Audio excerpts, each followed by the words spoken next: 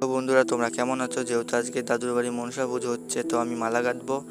আর এখানে গাঁদা ফুল, জবা ফুল এবং বেলপাতা নিয়ে নিচ্ছি। এটা মা মনসার জন্য একটি মালা গাঁথছি। তো এছাড়াও বেহুলা লক্ষ্মীন্দারের জন্য মালা গাঁথতে হবে। আর মালাটা তোমরা কমেন্ট করবে যে কেমন হয়েছে। তো কমেন্ট বক্সে সবাই জয় মা মনসা লিখে যাবে। আর তুমি পেছনে দেখতে পাচ্ছ একটা দিদা বসে আছে। দিদাটা বলছে মালাটা খুব সুন্দর হয়েছে কাঁথা। তো তারপরে একজন বাটা দিতে এসেছিলো। আর এখানে গ্রামের সকলেই পুজোর জন্য বাটা দেয়, দুধ, ফল এবং বাতাসা, ধূপকাঠি। তো সবাই বাটা দেয়। দেখো কত ফল হয়েছে, এখনও শুরু হলো সবে, এখনও সন্ধ্যা পর্যন্ত অনেক ফল পাওয়া যাবে। তো বেশিরভাগই মানুষের দেয়। আর এখানে রান্না বান্না চলছে, যেহেতু খিচুড়ি প্রসাদ হবে। আর দাদা দেখো নারকেল কাটছে।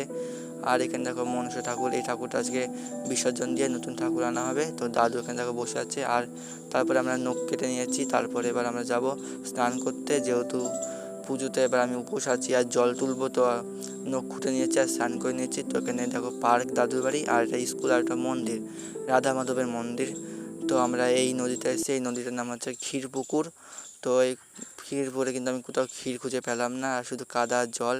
তারপর হচ্ছে আমরা স্নান করে নেবো। তো তোমরা কমেন্ট করবে যে ভিডিওটা কেমন লাগলো। আর স্নান আমার হয়ে গেছে। তো এখন পরবর্তী ভিডিও দেখাবো যে আমরা কী কী করলাম।